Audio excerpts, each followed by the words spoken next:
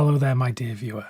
Today I have some Warner Archive titles to talk about. And I say some, it's quite a big stack.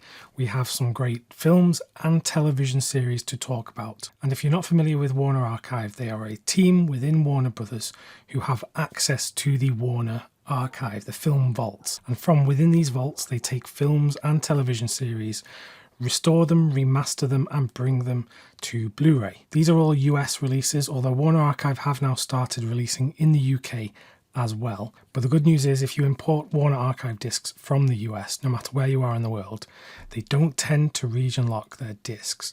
So you should be able to play them on your player in your home. So let's get into it. I've got a big stack here, so I'm going to keep it short and sweet about each film. But if you want to know more from me, then please just ask away in the comments below. So first and foremost, I have this mammoth box set from Warner Archive. This is the complete series of Cheyenne, which is a Western TV show starring Clint Walker as this guy who was raised by American Indians in the old American West. And in each episode of this TV show, he gets involved with all sorts of different people. There is action and adventure, and it is a great show. I've been loving this so far. You get all 107 episodes remastered from 4K scans of the original camera negatives. So there is so much to get into here. I'm still on season 1 and I'm loving it so far. So I can't give you a comprehensive review of the whole set because, well, it's over 100 hours and I just haven't had that time since this released only a few weeks ago. But so far, absolutely loving it. And this is up there with the other great TV series that Warner Archive have brought to Blu-ray. They did Colt 45, they did The Alaskans, Shenandoah. So I just can't wait to see what other TV series they bring to Blu-ray next. You get it in this big box, and each season is in its own case within, and this is what it looks like all the way around. So I'm sure I'll be talking much more about this in the future when I've gotten through it all, but for now, having a great time with it. And it's just so wonderful that these kinds of TV shows are being given the treatment that Warner Archive do with all of their films. And for us to have it on a great Blu-ray box set like this is just fantastic. More TV now from Warner Archive. We have Wacky Races, the complete series, coming to Blu-ray. And oh my gosh, this is exciting for me because I watched this all of the time when I was a young boy. This was during the period where Cartoon Network first came on air in the UK. So they were showing things like Wacky Races and Top Cat and all of these other classic Hanna-Barbera shows on repeat. And I didn't even realize there were only 17 episodes of this show because I watched it so many times. And now watching these cartoons many years later, so many memories came flooding back. And I've had a wonderful time watching this. The characters are just so iconic. I love all of the different races. It's such a colourful show. And the episodes look great on Blu-ray. I never had DVDs of this or anything, so I can't do a direct comparison. But to me, this looks great on Blu-ray. And again, I'm so happy that Warner Archive are bringing these old shows, these old cartoons to Blu-ray. And I can't wait to see what they do next because they've been doing such great work in this area. Next up, we have the Hanna-Barbera cartoon Magilla Gorilla, the complete series. And this is one that I actually wasn't familiar with. I don't think this was shown on Cartoon Network when I was a young lad. So this has been a new experience for me. But like with many of the classic Hanna-Barbera cartoons, these have just been a joy to watch over a weekend. Each episode in the series actually focuses on different characters. So you have the titular Magilla Gorilla, who is owned by this pet shop owner who is trying to sell the gorilla to someone. And each time he sells it, chaos ensues and the gorilla ends up being returned. And so we see Magilla Gorilla taking on different roles in each episode. And it's just so charming to watch. You also have Pumpkin Puss and Mush Mouse, which is sort of a bit like Tom and Jerry, and they get up to all sorts of antics. And then you have Ricochet Rabbit, who is this sheriff, and his deputy Droop Along as they get into all sorts of antics as well. It's a really charming show. And again, I'm repeating myself here, I'm sorry about this, but I've just been loving seeing all of these great cartoons come to Blu-ray. They look great and sound great, and it's just a real joy. So that's Magilla Gorilla, another one to put on your list if you love these classic cartoons. And then we have one more classic cartoon. This one is not a Warner Archive release, but it is from Warner Brothers in the US. This is Captain Planet and the Planeteers, the complete series. In this cartoon, we follow the Planeteers, who are these kids who are from different parts of the world, and they come together and they can summon Captain Planet to help defend the world from ecological disasters and different schemes to destroy the habitats within the world. I think this cartoon was very important in raising issues about nature and preservation of our planet to young people. And for that reason, this show is a very admirable one. It's also very enjoyable to watch as well. So, God, I've just been watching great cartoons for the past month or so. There's been so many fantastic releases. In this box, you get 6 seasons. So there's actually 3 seasons of the original Captain Planet and the Planeteers, and then the other 3 are the new adventures of Captain Planet. I haven't watched every single episode yet because I've just been mixing all of these cartoons and television watching together. There's just too much to watch. But for now, I'm having an absolute blast with Captain Planet, and it has a killer theme tune as well. Now let's get on to some movies. We have Clean and Sober, starring Michael Keaton. He plays this real estate agent who has this addiction problem. He's addicted to drugs, and he is very much a guy who is on the run from many things in his life. So he checks into this rehab program because it gives him some privacy. He gets to stay away out of trouble from other people in the world. But it's a huge challenge because even though he's checked himself in there, he doesn't actually want to be there, and he just wants to carry on using. So it's a very hard battle for him. And it's interesting seeing the relationships he has with other characters in the film. Morgan Freeman is in this as well, and he plays a fantastic role. It can get a bit over the top at times. It feels very Hollywood in certain moments, but an enjoyable time. And it's great to see Michael Keaton in this performance, which was heralded as his first dramatic role. Moving on to something different, we have a classic film noir from none other than Anthony Mann. This is Side Street, which was shot on location in New York City. And this film has one of the best openings that I've seen to any film noir. It's beautiful to watch, and I love the editing of that opening sequence. It stars Farley Granger as this postman who, in an act of desperation, he steals some money from this guy in this office. But he ends up discovering that he's stolen a lot more money than he thought was there. And this money is connected with some other shady things, and he then becomes a man on the run because he's just caught in the wrong time, the wrong place. And it's one of those classic noir stories of someone maybe committing a crime, which is theft, but then actually realizing the consequences of that theft is much greater than they could have ever imagined. It's just a stunning film. Anthony Mann is one of my favorite directors from the period, so for me this is an essential Warner Archive disc. Then we come to Springfield Rifle, starring Gary Cooper, directed by Andre de Toth. In this story, we follow Gary Cooper playing this Union soldier who is discharged from the army because he's seen as a coward, but he's given this option to go undercover in the Confederate army to find out where all of the Union horses are being stolen from, because there are all these raids happening where they're losing all of their horses, and obviously horses were very important to both sides of that particular conflict. It's an idea for a story which I think has great promise, but I don't know what it is here. Nothing quite comes together for me. I was going into it thinking that this was going to be a story similar to Winchester 73, starring James Stewart. And being called Springfield Rifle is actually a bit of misdirection, a bit of a red herring, because there really isn't all that much combat and action here. And you know, people don't shoot many guns in this film. This is not a film about a gun. And I know I sound like a bit of a smooth-brained idiot just wanting to see guns being shot in a Western. But yeah, maybe it just caught me off guard because I was expecting this film to be something else. I enjoyed my time with it, but it does not rank anywhere near the top of the greatest Westerns that I've ever seen.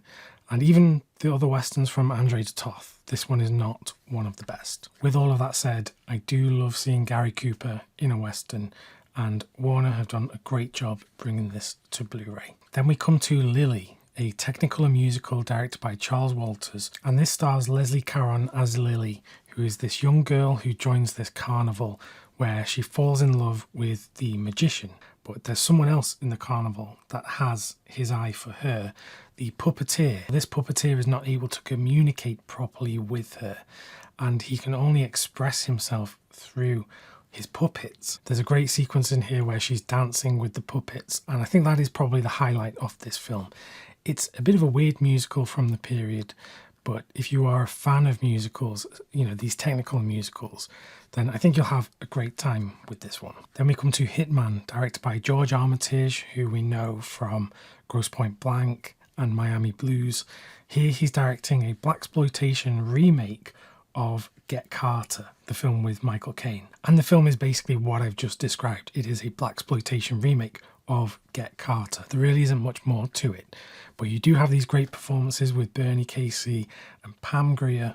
But I greatly enjoyed this one. It's not as good as Get Carter, but it's a film that I can slot into my growing collection of these blaxploitation movies. And I just love watching Pam Grier. I'll watch her in anything. Then following that, we have Three the Hard Way from director Gordon Parks Jr.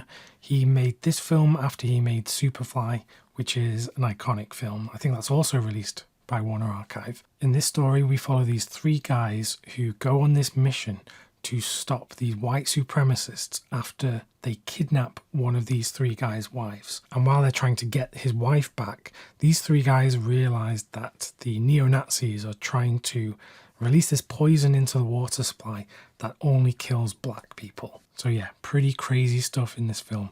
And I had a great time with this because the central three performances are incredible. You have Jim Brown, Jim Kelly, and Fred Williamson. And I love these characters. And I could have watched a whole series of these films if they wanted to make them. So yeah, really great stuff. I'm so glad that Warner Archive introduced this film to me because I had an absolute blast. Then we come to Sadie McKee, a Joan Crawford melodrama from the 1930s, where she plays this woman who has these relationships with various different men who are all different. It's a rags to riches story. You see such a range of emotion here from Joan Crawford. And while this is earlier on in her career, before she went on to give, the really crazy performances in things like Whatever Happened to Baby Jane and Johnny Guitar and all these great performances. It's in films like Sadie McKee from the 1930s that you can see where she would go on to over the next few decades. I think it's a great film, and again, I'm glad that Warner Archive have brought this to Blu-ray. Then we come to Earth 2, which is not a sequel to a movie called Earth. This is about a space station named Earth 2, where there are these scientists on there, and they're on this mission, but this gets disrupted when they realize that China have put a nuclear bomb in space. And there's this risk that if the bomb explodes, it will start World War III and cause absolute havoc in space and on Earth. Sounds like it could be really good, but unfortunately this is a television movie which gets really bogged down in conversations and is really rather slow. Not in a good way, to be honest. It's a film I was disappointed with because I'd heard some people talk about the fantastic effects in here, which some of the effects are really rather good, and they're obviously borrowing from 2001: A Space Odyssey, which came out just a few years before. But Earth 2 is largely rather boring and dull and monotonous, which is a real shame to say because of the premise and what I've heard people talk about the effects. I wanted this to be really good, but it can't quite shake the fact that it was a television movie, and you feel that watching it. Then we come to a real treat, which we don't get too often. It's a silent film release from Warner Archive. This one is Rex Ingram's Four Horsemen of the Apocalypse, starring Rudolph Valentino. From 1921, this is a large story following this wealthy Argentine family whose descendants emigrate and are split between France and Germany. And part of this story is set before World War I and then the rest during World War I, when we see how the conflict really affects this family who are living on both sides. It's a fantastic film and some really inventive stuff for the time. When you think how old this film is, it's 104 years old. And some of the stuff in here is just mind-blowing. So this was a real treat for me. I'd never seen this before. So I thank Warner Archive for bringing this to Blu-ray, and please, if you're sitting on more silent films, which I have to imagine they are, I would love to see more of them come to Blu-ray. Then we come to the Monogram Matinee Volume 1. These are 3 Western movies from Monogram Pictures. They were a B-Picture studio and they churned out so many films. I wasn't familiar with them at all before I saw this release getting announced. And it's here that Warner are collecting some of these films and bringing them together on one Blu-ray release. The films are shorter than your average film because they were the B movie, which is great because it means you can watch more films in a shorter amount of time. The only thing is these Westerns aren't all that good, if I'm being honest. There's a reason that these were B pictures. And today we sometimes talk about B movies which have grown in appreciation, notably because of the people that have worked on them. But there are a lot of B movies out there that are just not that good. And that's okay. But from a historical perspective, it's good to have these watchable and viewable for the people that are interested in them. I had a good time watching these, but not necessarily because of the films themselves. I was just more intrigued by this studio, Monogram Pictures, and I love watching B movies because it's an interesting part of cinema history. In today's world, you go to the cinema, or, well, people rarely do, to be honest, but if you do, you go to see one film and one film only. So it'll be interesting to see if we get more of these on Blu-ray from Warner Archive. Then, in a rather unlikely release from Warner Archive, when you compare this to the other films I've just talked about, we have Just Friends. The film stars Ryan Reynolds, who, as a teenager, he was this fat kid who really fancied this girl played by Amy Smart, who was his best friend when they were growing up. And he was put in the friend zone, as he calls it. But then we fast forward to when he's grown up and he's successful and he's lost all this weight. And he ends up in a chance encounter meeting her again. But the question is, can he reconnect with her or not? In the middle of all this, you have Anna Faris playing this pop star who is this celebrity who the agency that Ryan Reynolds works with wants to be their next star. And then you got Chris Klein, who is the other love interest for Amy Smart's character, who is in the middle of all this as well. It's also set at Christmas and is a Christmas movie of sorts. And it's pretty funny, to be honest. It still stands up today. You don't get films made like this today. And certainly some of the elements in here have become rather dated. It's goofy and it's silly. And in many ways, it made me nostalgic for the mid-2000s because this film feels so mid-2000s. You just can't escape it. And maybe this one will now make my regular Christmas rotation. Who knows? So I feel a bit exhausted talking about all of those Warner Archive titles. But as always, they are bringing such a wide breadth of films and television to the Blu-ray format. So I really commend them for all the hard work they put into these releases. And I can't wait to see what is coming next. If you'd like some more recommendations and reviews from me, just click the video that is on screen right now. Until next time, thanks for watching, and I'll see you soon.